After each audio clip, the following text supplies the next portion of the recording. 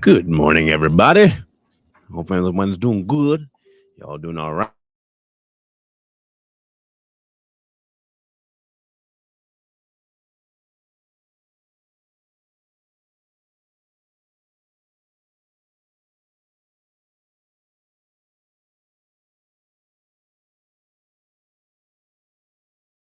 Okay, now you should hear me. Good morning. Of course, as soon as the show starts, the microphone starts to act up. It's gonna be one of those days. It's gonna be one of those days. It's gonna be one of those days. Anyhow, which side is that on? Is that this side? Okay, there we go. We got something to discuss, and my take on this is a little different. But we're gonna go over the situation first, and then tomorrow we're gonna discuss something about that has to link to this idea. So let's look at this real quick. Now, many of you, okay, before we get in there, I'm going to give because I think I covered this some months ago when they had talked about her being the possible person to do the role. I had told you guys that I had been in this particular play before. During my time as a thespian, not the other one with the L, an actor, um, on stage, musicals. I used to do that quite a bit actually here in town. And I was indeed cast in Jesus Christ Superstar. I was cast as Jesus in Jesus Christ Superstar. And I will say it was quite an experience. It was a definite different role musically for me because um, it is not built for a bass, and that's what I sing is the lower register. But I do have falsetto, and so that's what I use for the particular position.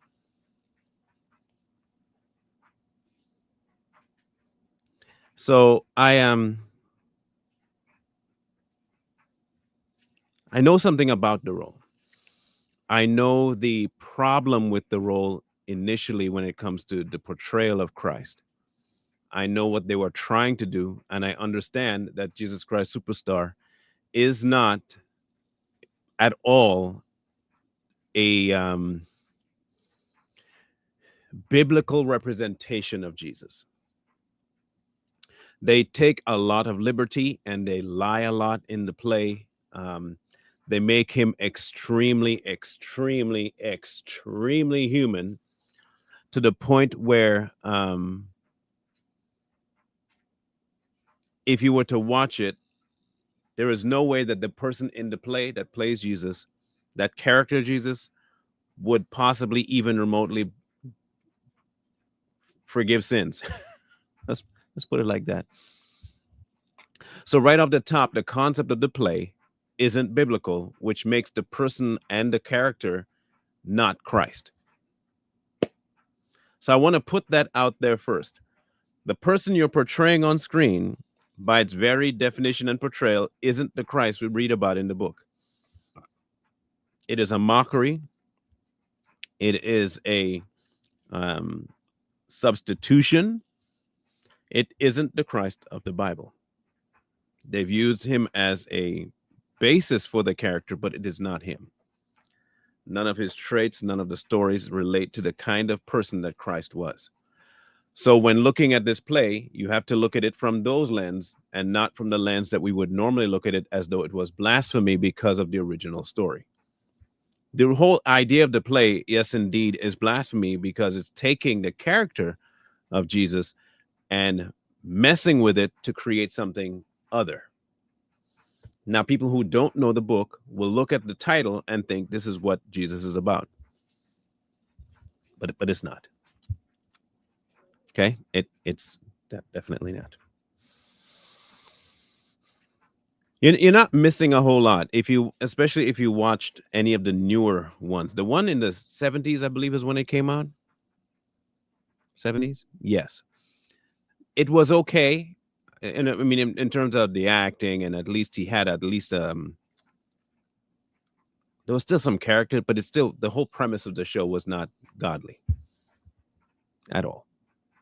And having been and knowing the lines and the premise behind each line, I sincerely that was the one role I regret ever doing. I sincerely regret ever taking that role. But at the same time, when I was doing it, I was not in a place spiritually where I cared. God was never really that important to me during that time. So I can't say that I knew better. I didn't care to know better. But having said that, this is the play.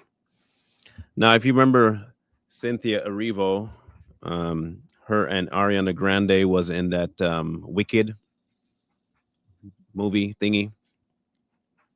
And if you've seen her, she looks a lot like a demon. She does look like a demon. Like everything about this woman screams Satan. Like I'm sorry, y'all might think that's evil or wicked to be saying, but I'm sorry. Everything about this woman screams an evil entity. Eyes, build, voice, everything screams demonic.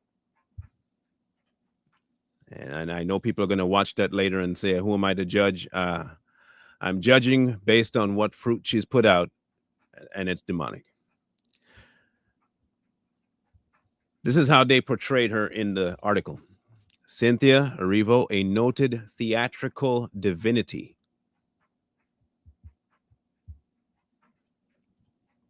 I want to have you listen to this again. A noted theatrical divinity. Redeemed the title of Jesus Christ Superstar at the Hollywood Bowl last weekend in a magnetic, heaven sent performance that establishes God as Savior as a queer Black woman, as many of us spectated might be the case all along. I'm assuming he meant to say speculated. For someone who's a critic, you sure don't know English.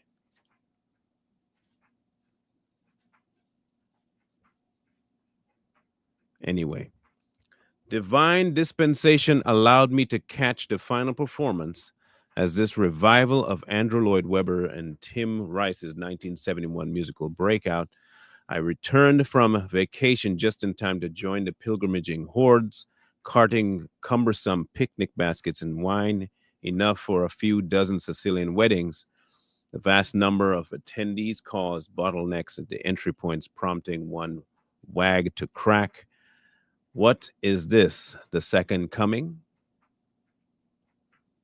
The headliners, Erivo as Jesus and Adam Lambert as Judas, certainly have sizable fan bases, but so too does the subject of the greatest story ever told, the Messiah whose following has few equals in the history of the world. Suffice to say, it was a supercharged evening comparable more to a rock concert than one of the Bowl's forays into the musical theater past. So as you see, there is a whole lot of, what's the best way to put this? Christianese-ish kind of conversation around this thing. And it's by design to indeed mock Christianity.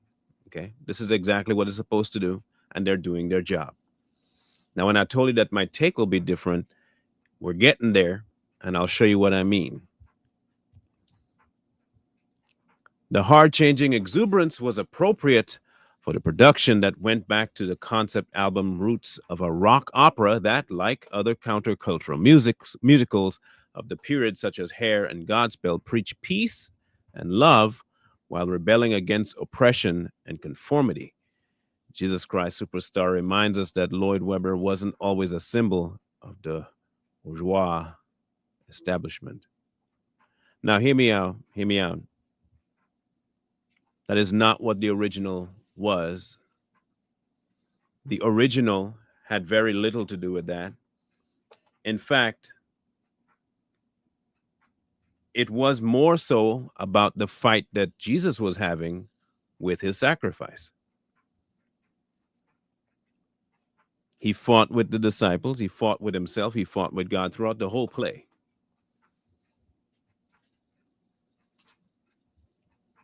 It wasn't about anything to do with equality and all that crap. That had nothing to do with the play, like at all. So I don't even know where he got that from, unless they added it to this particular play, but that was not the original. Yes, the composer behind Cats and the Phantom of the Opera and Sunset Boulevard had an early revolutionary spark challenging authorities and testing social taboos. What made Jesus Christ Superstar controversial wasn't simply the depiction of Jesus of Nazareth as a man with vulnerabilities and doubts. It was the blast of guitars and vocal shrieks that accompanied the telling of his last days and crucifixion in a manner more akin to the Who's Tommy than the church organ includes of a traditional Sunday service. So as you see, he lied originally about what he said it was supposed to be about, only to break down what it was really about and never tell you anything about anything social. Okay, cool. Now this is the picture that's been going around.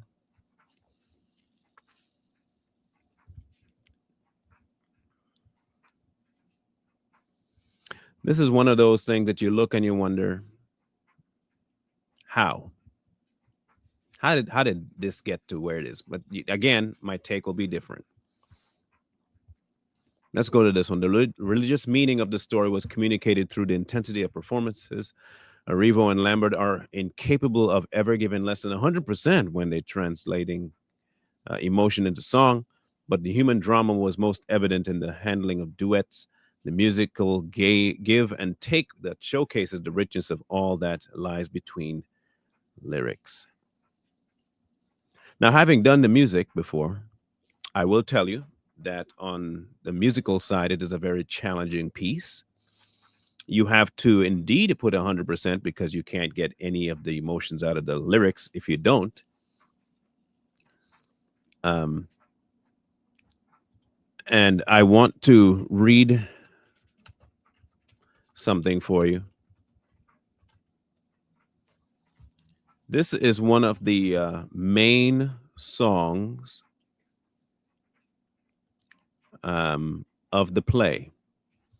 And this is the one that the character that they put as Jesus sings. He says, I only want to say if there is a, again, you know what you have to do when you're trying to convince people to watch something, especially Christians, because I've heard Christians that love this play.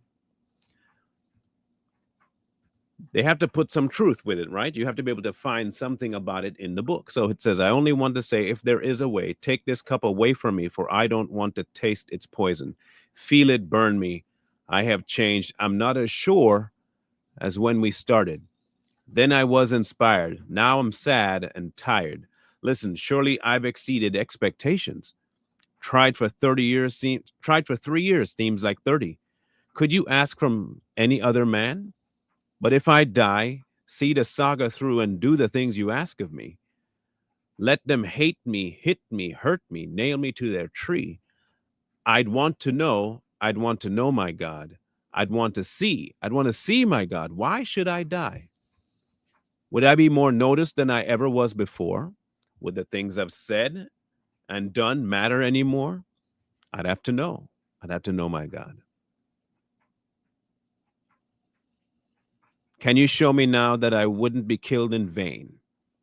Show me just a little of your omnipresent brain. Show me there's a reason for you wanting me to die. You're far too keen on where and not so hot on why. All right, I'll die. You just watch me die. See how I'll die. Oh, just watch me die. Then I was inspired. Now I'm sad and tired. All I've tried for 3 years. After all, I've tried for 3 years. It seems like 90. Why then am I scared to finish what I started, what you started? I didn't start it. God, thy will is hard, but you hold every card. I will drink your cup of poison, nail me to your cross and break me, bleed me, beat me, kill me. Take me now before I change my mind.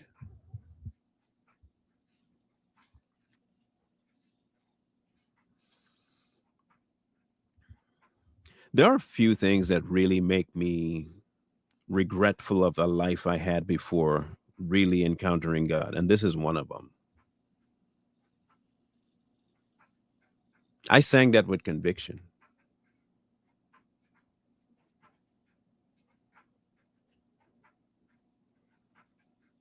I did. I did 12 performances of that song.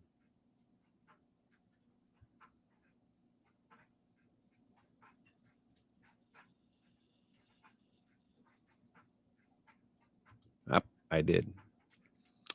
And I willingly sang those lines.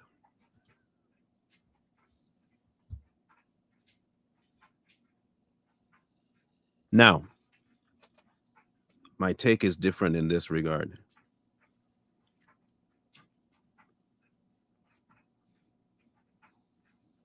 Why are we surprised? Why are we in a position where we think that this should not be?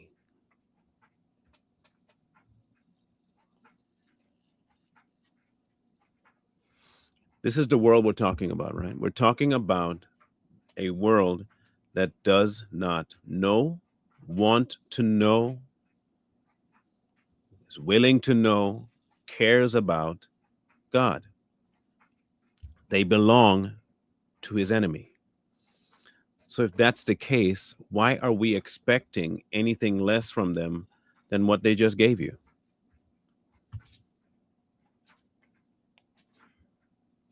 How would you expect this not to exist? You shouldn't expect that not to be. You shouldn't expect this not to be either.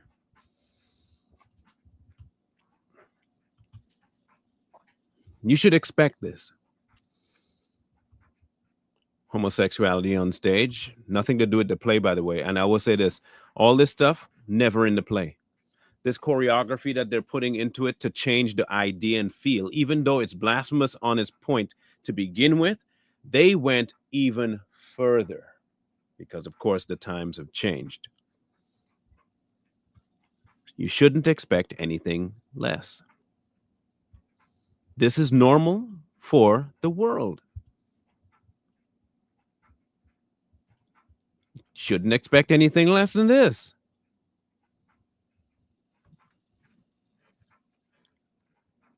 Did this ever happen? No.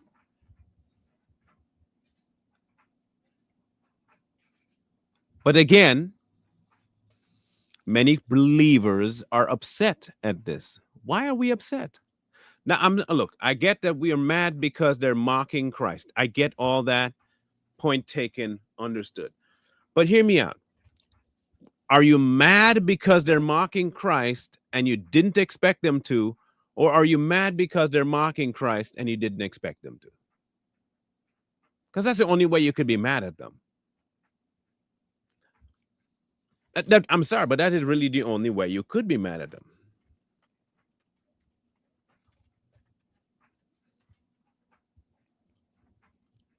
What did Jesus say?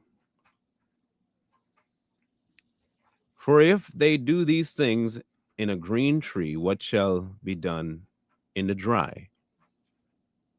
And there are also two other malefactors. Okay? Led with him to be put to death. And when they came to the place which is called Calvary, there they crucified him. And the malefactors, one on the right and one on the left. Then Jesus, Father, forgive them. They know not what they do. And they parted his raiment and cast lots. And the people stood beholding, and the rulers also with them derided him, saying, He saved others, let him save himself, if he be Christ, the chosen of God. And the soldiers also mocked him, coming to him and offering him vinegar, and saying, If thou be the King of the Jews, save thyself.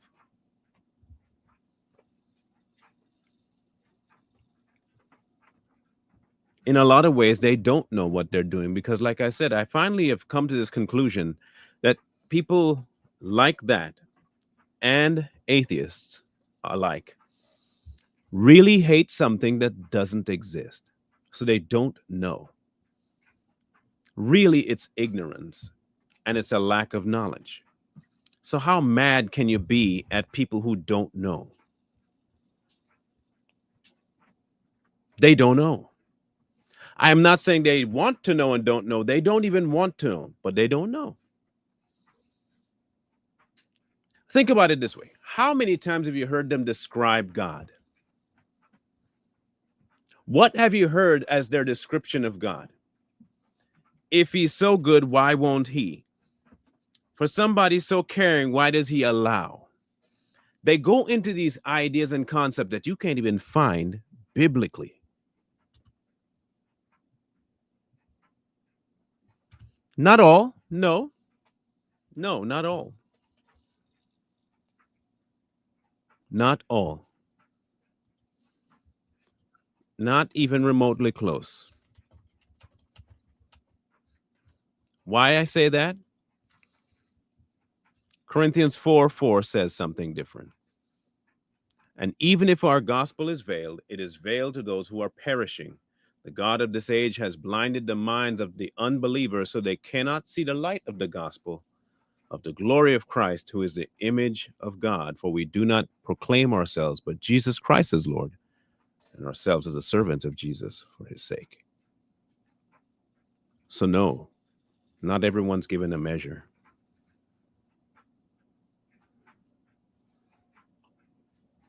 No, no. Knowledge is sought. It is sought. One, in order to come to Christ, has to see. You have to see your need. And I keep telling this to people because it's biblical. I'm not coming up with this new age nonsense. I cannot, and remember our conversation on Monday with that guy about fear and guilt. I cannot come to Christ if I don't understand what he did.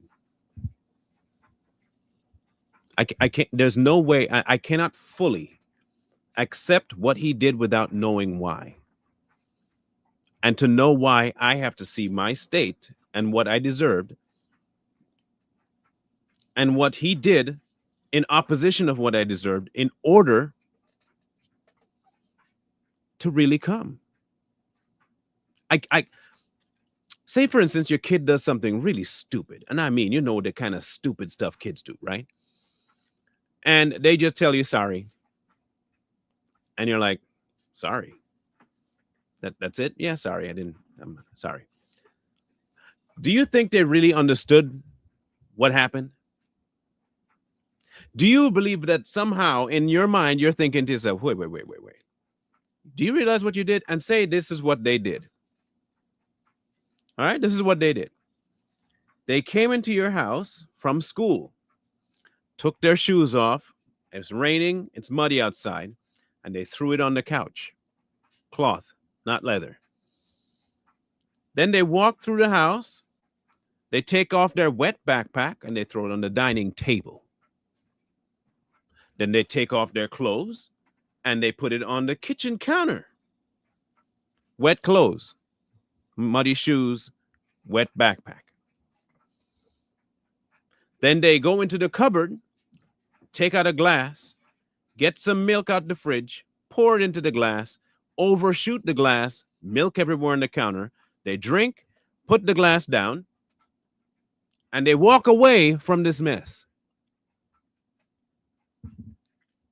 Then they pass you in the hallway, shoulder check you, and go to their room. That's what happened. Then they come to you and say, sorry.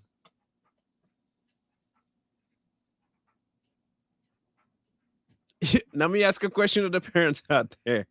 You letting that slide? Dude, now hear me out. You thinking to yourself, they apologized. They said sorry.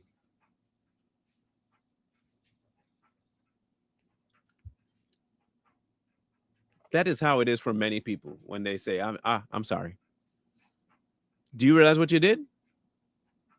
I mean, I'm sorry. Whatever it is I did, I'm sorry. But do you know what you did, though? I mean, I came home and I had some milk. But do you know what you did? I don't know why you're having such a fuss. I said sorry. And old school parents would have grabbed them by the scruff of the neck and took them back to each phase of their problem to show them exactly what they did wrong. And trust me, by the time they got to the very last phase, they would have understood all the things they did wrong. But that's not the same as understanding that you did wrong and apologizing for it. By that point, it is just coerced. That's it. That's it. What Christ is expecting you to do when you come to a knowledge of what he's done is look and see your state.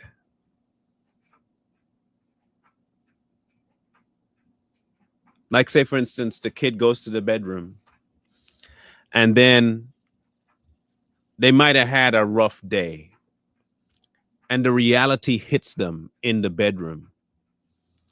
But by then, mother has already gone and taken the shoes off the couch, scrubbed the couch clean, taken the bag off of the dining table, put it to dry, taken the books out, air dried the books, taken the clothes off the counter, put them in the dryer and washed them and all that stuff, cleaned up the milk, washed the glass, put some ointment on her shoulder. Then you come out the bedroom. The child comes out the bedroom, goes through the house, and goes to find the shoe. The shoe's been put away.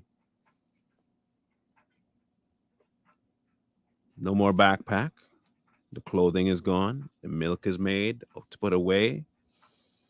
And then they go to check on their mother. And the mother is still putting ointment because it was a pretty good shoulder check. And you see the bruise. We'll put you in the place of the kid now. You see the bruise on her shoulder. And then it hits you. What you did. And instead of saying, I'm sorry, you come over to your mother and you apologize. Like you are broken about what you did. You forget the fact that your bad day is what brought that on, and you apologize because your mother didn't do that. Your mother didn't have that problem.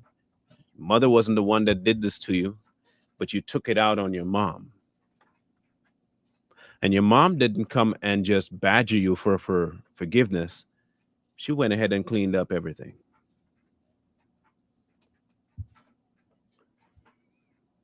That would be what it would take when you become a believer. Not the initial one where you say sorry and that's it. Now you're a Christian. That's not how that works. Because you still don't know what you're sorry for.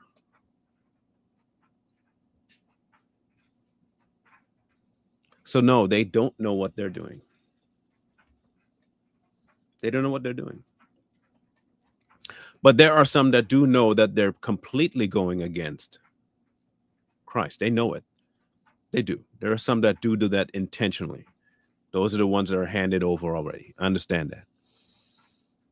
But many of the people who say they love this particular play and cannot get enough of it, they really don't know what they're saying.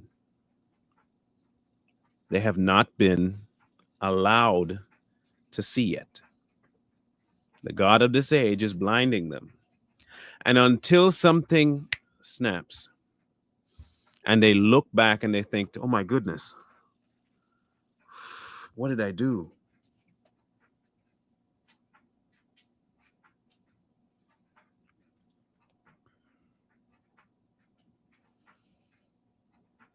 It is why the atheist cannot let go of the concept of God, and it angers him so and angers her so. Why? Because when other people see it and they can't see it, but the person that they have in their mind as Christ is so antithetical to what you're telling them, it angers them. It really does make them mad.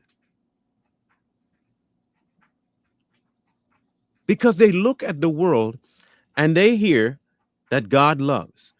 And in their limited idea of love, they see this as a absolute travesty that God would allow this. But if you were to propose to them that, suppose, would it be better if God coerced you? Suppose, okay, you want him to make himself known, and he is the God, all knowing, all powerful. And he puts an end to everything he wants stopped. Let's just say he comes down and everything that is anti him, he just puts an end to it. Would you want that? You say you want him to show himself. What happens when he does show himself? What exactly are you going to do when he presents you with himself by force? Where he doesn't allow you to find him, he shows up as the person he is, all right, and you are all wrong. What then? Suppose the person that he describes himself as pops into your world and does not give you the option.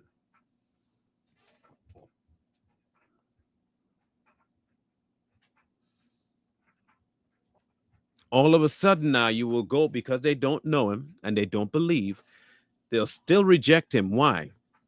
You don't need to be that forceful.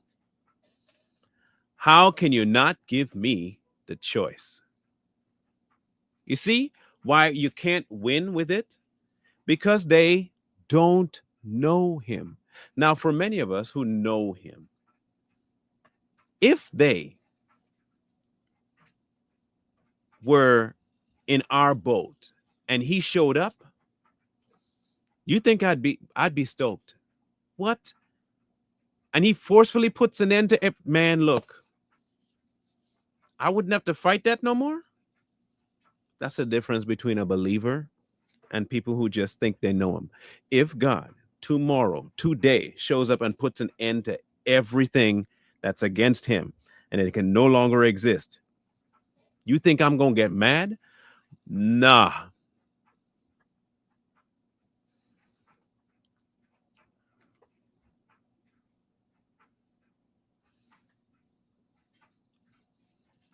But things like Jesus Christ Superstar was indeed built as a rebellious notion against the thing that we know as God, but also against the thing they believe is God.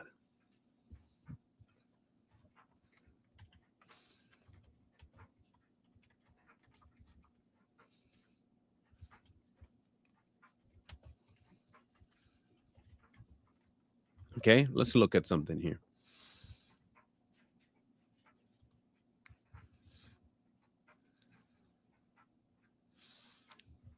So let's look at some of the arguments that are used against this idea of God. Okay. There's no evidence of his existence. If he created the universe, who created him? He's not all powerful if there is something he cannot do. He cannot lie, therefore, he's not all powerful. Believing in God is the same as believing in the tooth fairy, Santa Claus, or the flying spaghetti monster. Christianity arose from ancient, ignorant people who didn't have science.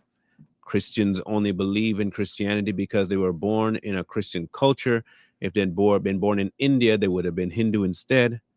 The gospel doesn't make sense. We'll be talking about that on tomorrow, by the way. The gospel doesn't make sense. God was mad at mankind because of sin, so he decided to torture and kill his own son so that he could appease his own pathological anger. God is a weirdo, not me. History is full of mother, child, messiah cults, Trinity Godheads, and the like. Thus, the Christian story is a myth like the rest. The God of the Bible is evil. A God who allows so much suffering and death can be nothing but evil. Evolution has answered the question of where we came from. There is no need for ignorant ancient myths anymore. Those are the arguments.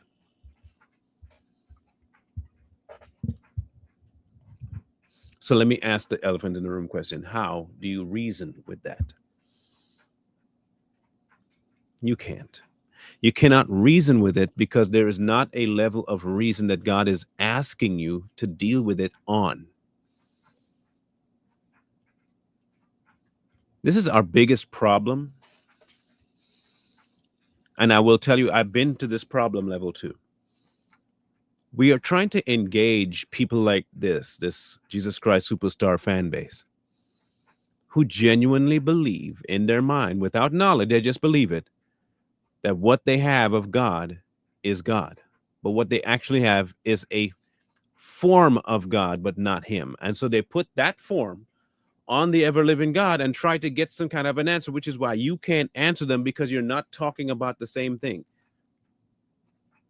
You are trying to describe to them the God, and they are describing to you a God. You cannot reason with it because it is not on the same level of conversation. They are not speaking about God. They're speaking about a God. A God.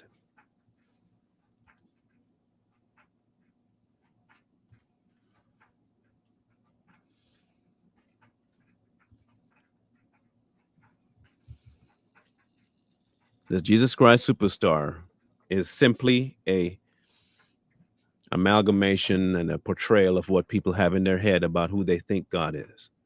And since they think about God this way, they portray Him that way as well.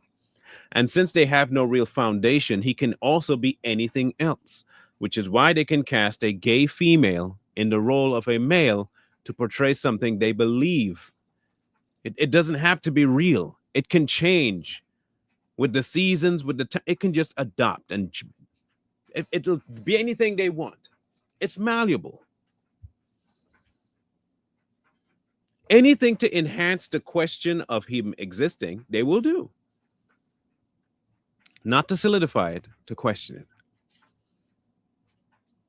So we are getting mad about this for no reason, because they're not talking about God. They're not even mocking God. They're mocking something else. This is not even God that they're mocking. Think about this.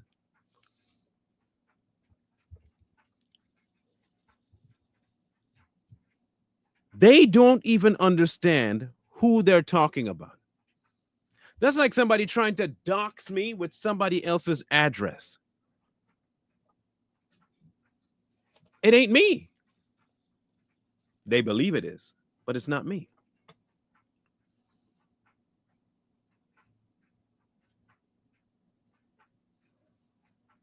The only person to make it real is Him, is Christ. And He's not going to force Himself into that sphere. He's waiting for people to willingly come and give up. He has the door open, by the way, but if they don't want to walk through the door, you can't make them. You simply can't make them. All you can do is tell them. And they get as mad at, look, the guy on Monday had absolutely no reason to listen. But if you don't want to do it, then don't do it. Me constantly asking you is not going to change anything. You know what I've given you. If you don't want it, you don't want it. I'm not going to try and force. The same way God ain't going to force Himself, I'm not forcing nothing on you. Belief is a choice, but it stems from a recognition of self. If you can't get that, then belief will never happen.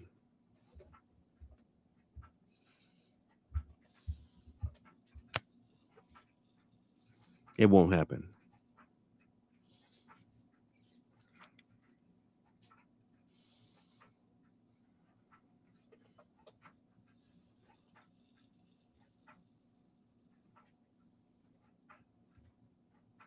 But this is where we are. It's where we are. We have to put our heads down and focus on the walk we have ahead of us. We plant the seed where we can. God will do the rest. He may bring somebody that has some other way of getting it to a certain type of soil, a certain type of what he has his ways. But if you stay plugged in, he'll put you where you're needed most.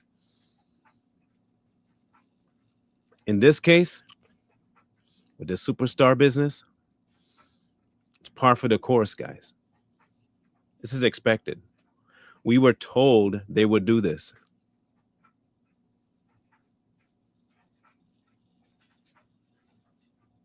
They would do this, and they're doing it. So don't be surprised. Don't get mad. In fact, what you should be, hear me out, this might be a novel thought. What you should be is excited to see what he told you was going to happen happening. You should be using this as an opportunity to tell yourself, he proves himself every time they get mad. Every time you hear somebody get mad at the idea and concept of God, just know that the Bible keeps proving itself as factual every time, because it told you this is how they would be. Every time you see him mocking God, that's okay, because that's what he told you they would do. When they tell you they can't see, he told you they'd be blind. And look at that. It should be a faith enhancer for you to see this kind of a play. And how many people don't get it? It should be a faith enhancer. It's real time while you're here. Think about it. This is real time. Real time revelation of the word. You know how people would read the book and wish this would happen and wish you're seeing it right now. You are seeing the fulfilling of the word in real time out in the world. You're seeing it. Do you know how stinking cool that is? To read something and then look outside and see it happening? You don't get that in many books unless it's, like the newspaper. But this is crazy stuff. Like this was written years ago and bam, it's happening in front of you.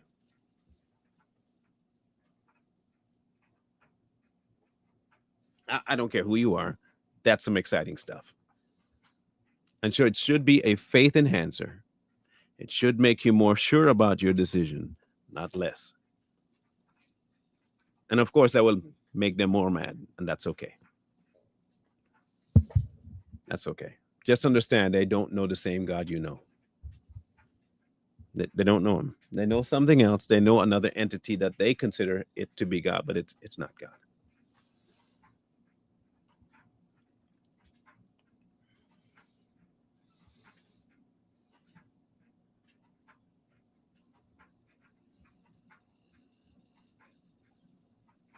In any case, I want to dive into this idea for us, though, in the morning about the whole idea that is what we call Christianity. I do want to really get into it, like get into the meat and taters and jump into some people. This is what we're going to be talking about tomorrow. Okay? Christianity is confusing, but it's confusing for the selfish. And I'll break down what I mean by that from the word. I'll give you a little insight for. Go read what it says about Paul.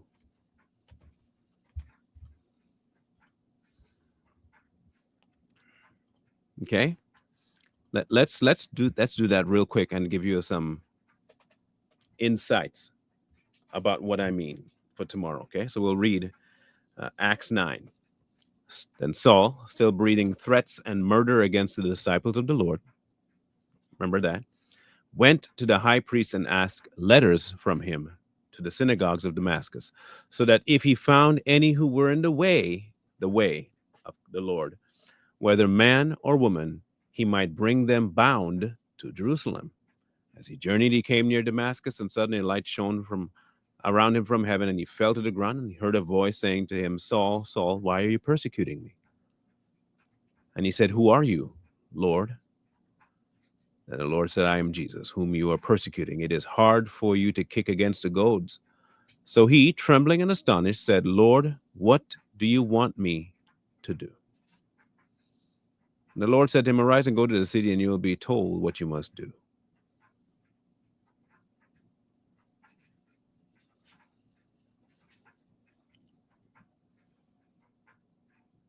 Now, the next portion is the part that really tricks people up. And for me, it was one of the more crazy statements ever made to somebody like Saul being converted into Paul. This part here in 13. Then Ananias answered, "Lord, I have heard from many about this man, how much harm he has done to your saints in Jerusalem. And he has authority from the chief priests to bind all who call on your name."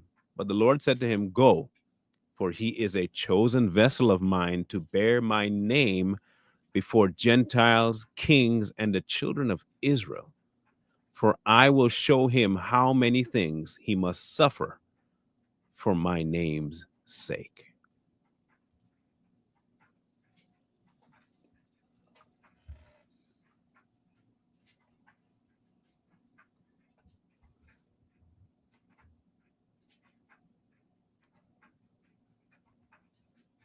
That's crazy work.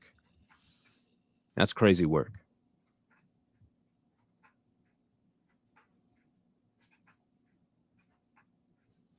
Oh no, he went through more than any of us would ever know in our lifetime. Outside of John, outside of John, who was boiled in oil, Paul quite possibly went through more than just about anybody for the name of Christ.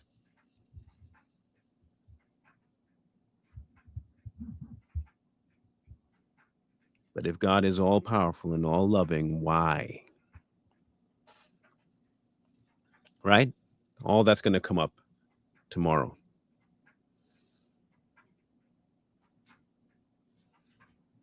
It'll come up tomorrow. Now, again, this is particular concept that we're going to talk about tomorrow is to try and be in an effort for us to solidify why we believe what we believe, to codify it so that when people come to you, you're not confused about it. You stand on it and you can be okay with just being real. It's okay to be frank.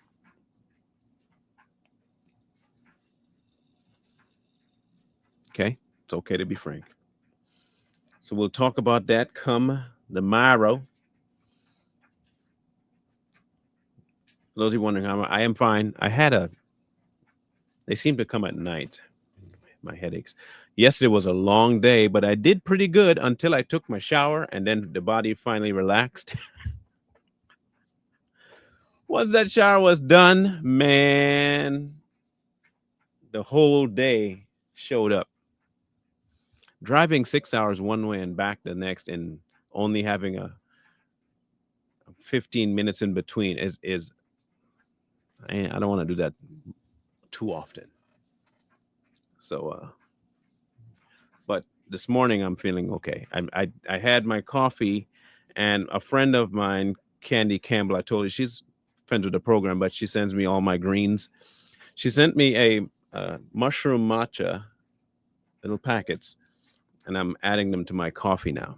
And that it tasted different, but good, good. We'll see if that does any difference for today. We'll see. I don't know. I might have to have them separately instead of with the coffee. So we'll see. Paul would have had carpal tunnel.